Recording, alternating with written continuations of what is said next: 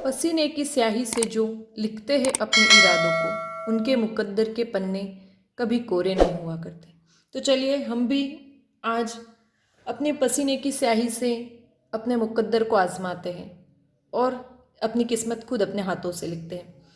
मैं किरण अपने YouTube channel साहित्यिक सोस्टर के माध्यम से एक रोचक ढंग से काल अर्थात समय और उसके भेद, परिभाषा और काल के अनुसार या काल के आधार पर क्रिया के भेद पढ़ाने जा रही हूँ। तो चलिए वीडियो लंबा नहीं हो इसलिए जल्दी से हम शुरू करते हैं। आज हम दो टॉपिक एक साथ पढ़ेंगे, काल एवं काल के आधार पर क्रिया के भेद। क्योंकि काल के आधार पर क्रिया के भेद पढ़ने के पहले हमें काल क्या होता है और काल के कितने भेद होते हैं उन पर चर्चा करना हमारे लिए अत्यावश्यक है। सबसे पहले हम काल की परिभाषा देखते हैं। क्रिया को के जिस रूप से उसके होने के समय का पता चलता है उसे काल कहते हैं। काल का मतलब ही होता है समय, अर्थात क्रिया जिस समय में हो रही है वो जो समय है वो उसका काल कहलाता है। तो हम काल और क्रिया को अलग अलग नहीं कर सकते। हर वाक्य में कर्ता, कर्म और क्रिया, या कहूँ कि कर्ता और क्रिया तो होती होती है। अब क्रिया जो है वो हमें किस समय में वो कार्य संपन्न हो रहा है उसका ज्ञान करवाती है। तो इसलिए हम पहले काल मतलब समय के सारे रूप देखेंगे, उसके बाद काल के आधार पर क्रिया के भेद भी देखेंगे। काल के तीन भेद होते हैं, भूतकाल, वर्तमान काल और भविष्यत काल। और इसी आधार पर अर्थात काल के आधार पर ही क्रिया के भी तीन भेद या तीन प्रकार होते हैं। कौन से? भूतकालिक क्रिया, वर्तमानकालिक क्रिया और भविष्यतकालिक क्रिया। अब हम यहाँ पे सारणी के माध्यम से एक एक काल को लेंगे और उस काल के भेदों को और उनमें उनकी पहचान कैसे की जाए और उनके उदाहरण क्या। और जैसे ही हम उदाहरण पढ़ेंगे तो हर उदाहरण में वाक्य के अंत में कोई न कोई क्रिया होगी। अर्थात भूतकाल से संबंधित जितने भी हम भेद उसके देखेंगे उन भेदों में जो क्रिया होंगी वो सारी भूतकालिक क्रिया के अंतर्गत आएगी। तो अपने आप काल पढ़ते पढ़ते हम साथ में क्रिया को भी डिस्कस करते जाएंगे। बस यूँ है कि काल में हमको स्पेसिफिक किसी काल का नाम पूछा जा सकता है, लेकिन जब काल के आधार पर क्रिया के भेद पूछेगा तब वो आपको इतना डीपली नहीं भेजेगा। तब सीधा तीन ही प्रश्न पूछेगा आपको, भूतकालिक क्रिया, वर्तमानकालिक क्रिया या भविष्यतकालिक क्रिया है। तो चलिए शुरू करते हैं आज का वीडियो। भूतकाल। भूतकाल जो शब्द है वो दो शब्दों से मिलकर बना है, भूत और काल। भूत मतलब बीता हुआ समय, बीता हुआ, और काल मतलब समय। अर्थात जो क्रिया बीते हुए समय में संपन्न हुई हो वो भूतकालिक क्रिया होगी। सामान्यतः हम पता करते कैसे, था, थे, थी इत्यादि जो देख लेते हैं और उनसे हमको पता चल जाता है कि भाई ये क्रिया थी। लेकिन हम जब भूतकाल के भेद पढ़ रहे हैं तो सबसे पहला भेद आता है सामान्य भूतकाल। अब इसकी पहचान, सबसे पहले इसकी परिभाषा। तो परिभाषा सिंपल है कि क्रिया के जिस रूप से कार्य के सामान्य रूप से भूतकाल में होने का पता चलता है। अर्थात सामान्य रूप से कोई क्रिया बीते हुए समय में संपन्न हुई है तो सामान्य भूतकालिक क्रिया होगी या सामान्य भूतकाल है। तो क्रिया का भूतकालिक रूप होगा। अब कैसे?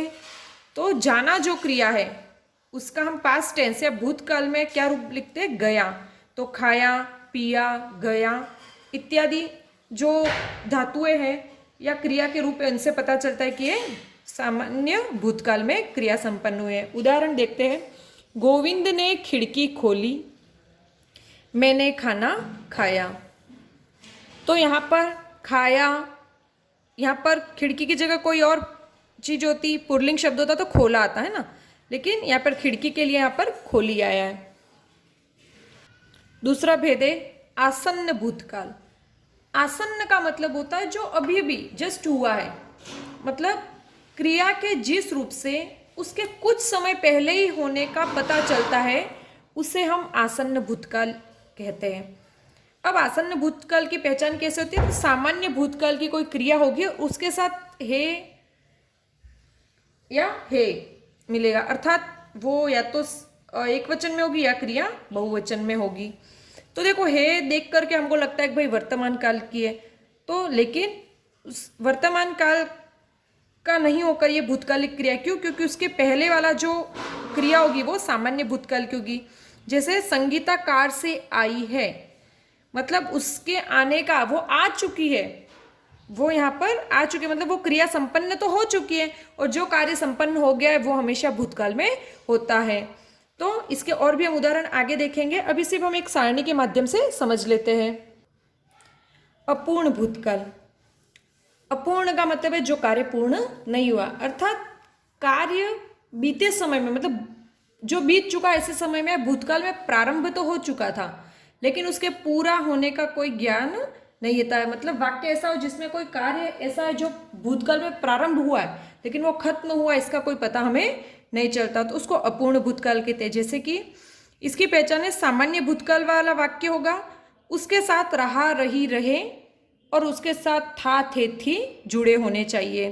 तो रहा रही या रहा था, रही थी या रहे थे, ये रूप अगर सामान्य भूतकाल के साथ मिलेगा तो वो अपूर्ण भूतकाल होगा।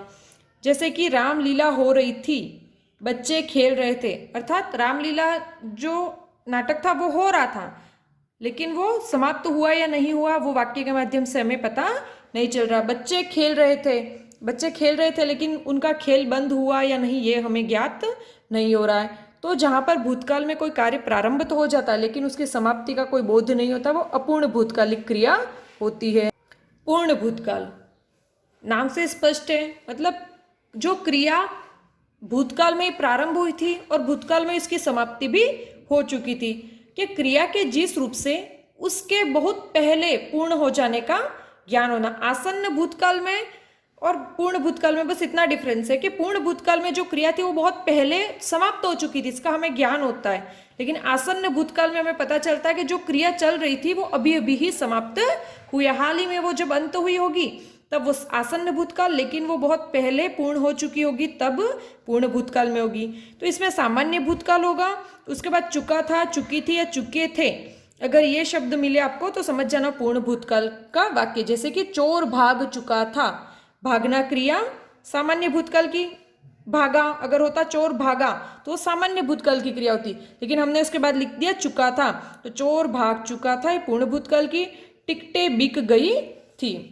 आगे देखते हैं, संदिग्ध भूतकाल, अर्थात क्रिया के जिस रूप से हमें पता चलता है कि भाई कोई कार्य भूतकाल में प्रारंभ तो हो चुका था लेकिन उसके पूर्ण होने में संशय हो, जहाँ पर संदिग्धता हो कि कार्य पूरा हुआ होगा या नहीं होगा, हमें ज्ञान नहीं हो, तो वहाँ पर संदिग्ध भूतकाल होता है। जैसे सामान्य भूतकाल के बाद चुका होगा, चुकी होगी या चुके होंगे इत्यादि शब्द हमें दिखाई दे, तो वह गीत गा चुका होगा, कि हम सोच रहे शायद वो गीत अभी तक गा चुका होगा, अभी तक हमें पता नहीं, कंफर्म नहीं है कि वो उसने गाया है या नहीं है, बाकी है।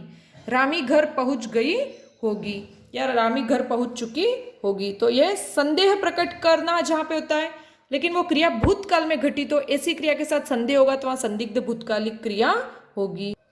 हेतु हेतुमत भूतकाल, इसमें कोई क्रिया होती है जो सामान्य रूप से भूतकाल में उसका संपन्न हो जाना चाहिए था लेकिन किसी कार्य की वजह से वो संपन्न नहीं होती, अर्थात क्रिया के जिस रूप से यह पता लगे कि कार्य भूतकाल में हो सकता था लेकिन किसी अन्य कार्य के न हो सकने के कारण वह भी न हो सका, उसे हेतु हेतुमत भूतकाल कहते हैं। इसमें क्रिया के साथ ता ती ते जुड़े होते हैं, उसके बाद बीच में आपके तो मिलेगा आपको और उसके बाद अंतिम में फिर से क्रिया होगी जिसमें ताती ते मिलेंगे, अर्थात दो दो क्रियाएं एक वाक्य में होंगी और दो वाक्य होंगे इसमें, जिसमें पहली, इन वाक्यों में जो पहली क्रिया है वो दूसरी क्रिया पर हमेशा निर्भर रहेगी, कि अतीत में अगर पहला कार्य होता तो दूसरा भी हो जाता, लेकिन दूसरा कार्य इस वजह से बाकी रह जाता है क्योंकि पहला संपन्न ही नहीं होता है।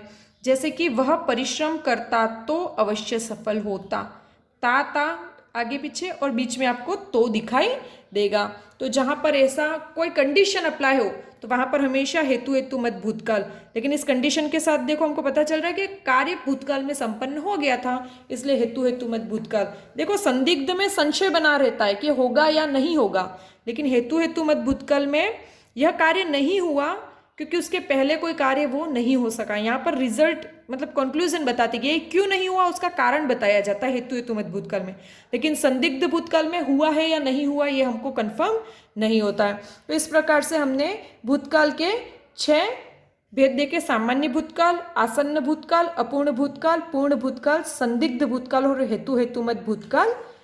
इसके हम और बहुत सारे उदाहरण देख लेते हैं जिनसे आपको और भी ज़्यादा स्पष्ट हो। ये बस कीवर्ड्स है जिनके माध्यम से हमको पहचान हो सके। आप इसको शॉर्ट ट्रिक्स या कीवर्ड्स कह सकते हैं। यहाँ पर हमने भूतकाल के 6 रूप लिख लिए और एक सिंपल सा कोई वाक्य देखते हैं और उसको इन 6 रूपों में हम अप्लाई करते हैं ताकि हमको और भी ज़्यादा स्पष्ट हो जाए। सिंपल सा पहले हम लिखते हैं, राम बाजार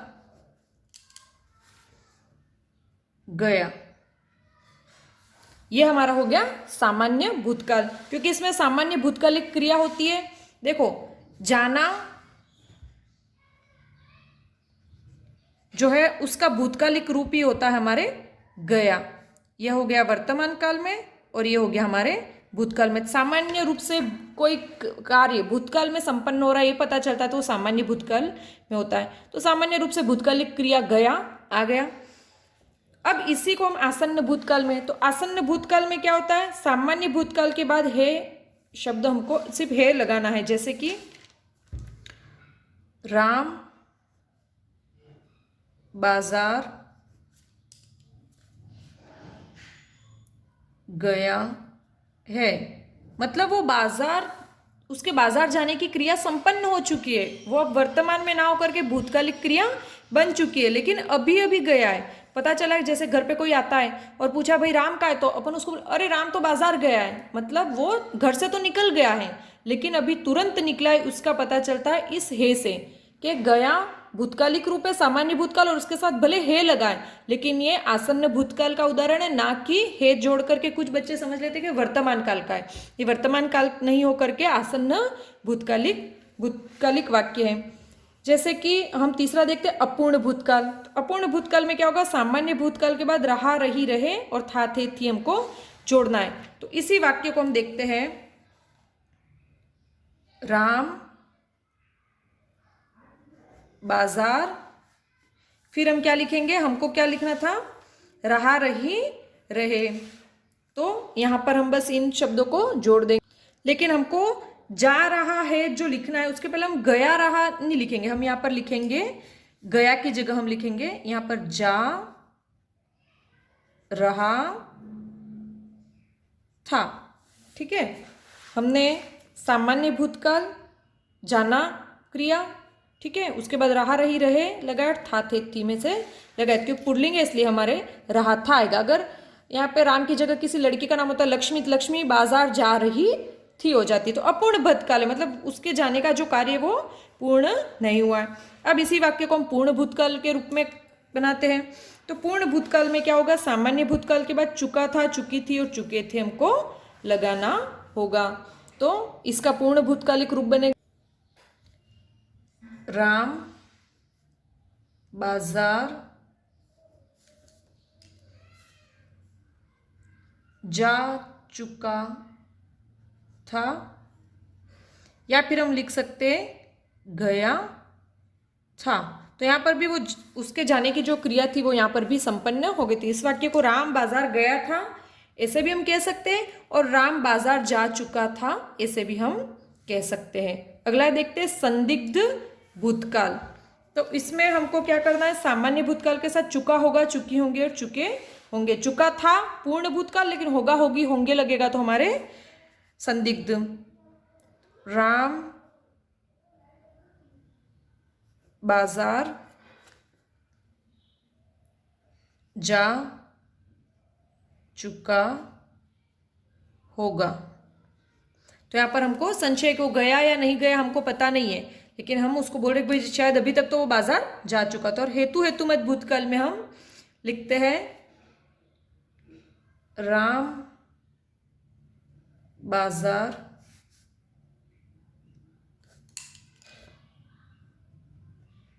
जाता तो फल खरीद लाता। मतलब वो बाजार गया ही नहीं इसलिए वो फल नहीं ला सका।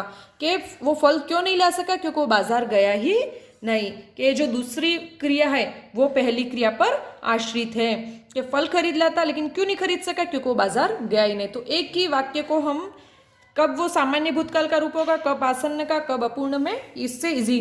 गया सामान्य, गया के बाद हे लग गया आसन्न, जा रहा था अपूर्ण भूतकाल, जा चुका था या गया था पूर्ण भूतकाल, जा चुका होगा संदिग्ध, और जाता तो लाता। ये हो गया हमारे हेतु हेतुमत भूतकाल के रूप। अब ये तो हो गया हमारे भूतकाल। अब भूतकालिक क्रिया के कुछ उदाहरण हम साथ में देख लेते हैं। तो भूतकालिक क्रिया के कुछ उदाहरण देखते हैं। सरोज दिल्ली गई, गई ये जो है वो जाना क्रिया हो गई यहाँ पर हमारे, जिसका भूतकालिक रूप है, इसलिए यह काल के आधार पर भूतकालिक क्रिया कहलाएगी। बच्चे मैदान में खेल रहे थे, था थे थी, इनसे पहचान हो जाती कि भाई भूतकाल में कार्य संपन्न हो चुका है, तो खेलना यहाँ पे क्रिया। जब तक मैं पहुंचा वह सो गई थी, तो यहाँ पर हमारे हो गई सोना क्रिया, लेकिन सो गई थी इससे पता चलता है क्रिया का भूतकालिक रूप है। अब हम जितने भी हमने 6 भेद पढ़े, इन भेदों से संबंधित कुछ वाक्य एक बार देख लेते हैं ताकि हमारा थोड़ा रिवीजन भी हो जाए। और ये जितने भी वाक्य होंगे वो आपके भूतकालिक क्रिया के अंतर्गत ही आएंगे। बस डिफरेंस इतना होगा कि जब काल के आधार पर अगर परीक्षा में पूछा जाए कि कौन सी क्रिया है, तब भूतकालिक, वर्तमानकालिक या भविष्यकालिक इतना ही आएगा क्रिया अगर पूछी जाए तो। लेकिन अगर काल पूछे जाए तो उसमें काल में वो भेदों के नाम पूछेगा कि कोई वाक्य सामान्य भूतकाल का है या अपूर्ण भूतकाल का है, संदिग्ध का या पूर्ण भूतकाल का है। तो आपको दोनों चीजें ध्यान रखनी है। तो चलिए शुरू करते हैं, कुछ उदाहरण लिख लेते हैं, कुछ उदाहरण देख लेते हैं जो भूतकालिक क्रिया के तो है ही, लेकिन साथ साथ में इसमें भूतकाल के कौन से भेद है। आसमान में तारे चमक रहे थे।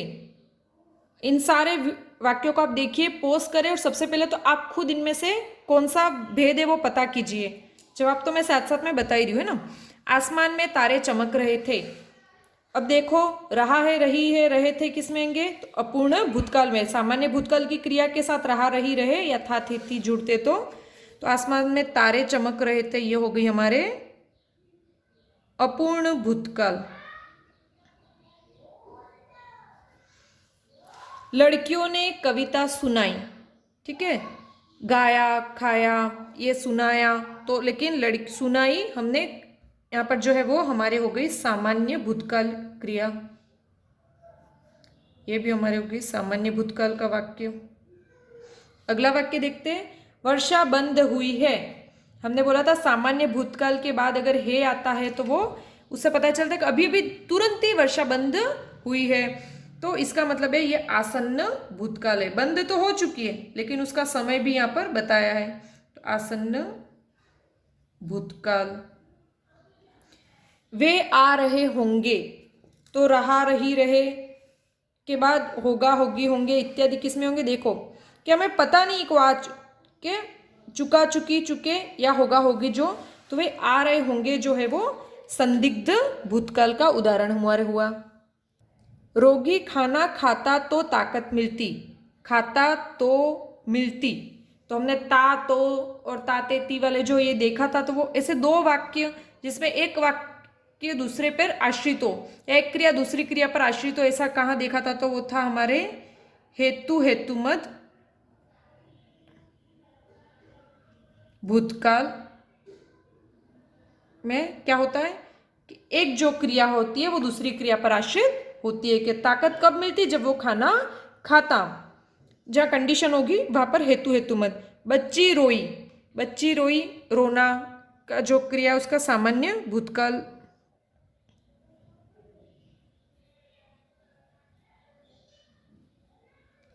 आगे देखते हैं,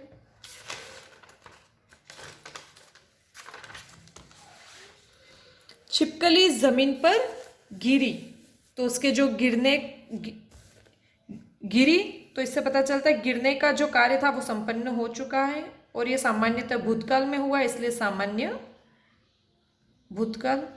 रामलीला मैदान में नाटक हो रहा था लेकिन वो पूर्ण हुआ, यह हमें नहीं ज्ञान हो रहा है, तो यहाँ पर अपूर्ण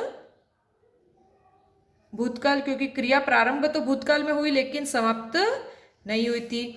बच्चे खेल चुके थे, यहाँ पर भूतकाल में क्रिया प्रारंभ भी हुई और भूतकाल में समाप्त भी हो गई, मतलब यहाँ पर हुआ हमारे पूर्ण भूतकाल।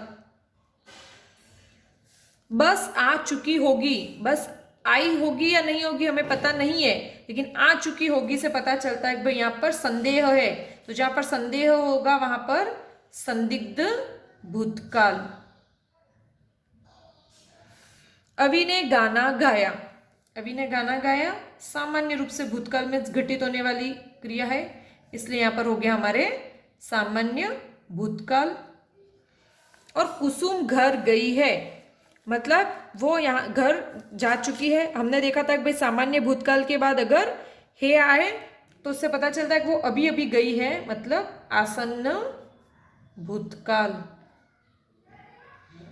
तो इस प्रकार हमने भूतकाल के सारे भेद, उनकी पहचान, उदाहरण और भूतकालिक क्रिया भी हमने साथ साथ में देख ली। जितने भी उदाहरण हैं वो सीधे आपको इनके भेद तब नहीं पूछा जाएगा, सीधा ये भूतकालिक क्रियाओं के अंतर्गत आ जाएंगे। चमकना, सुनाना, हुई रहे होंगे, ये सारी हमारे भूतकालिक क्रिया बन जाएंगी। तो इस प्रकार हमने आज भूतकाल और भूतकालिक क्रिया दोनों देख लिया है। कल हम वर्तमान काल पढ़ेंगे। तो आज का वीडियो यहीं समाप्त करते हैं। धन्यवाद।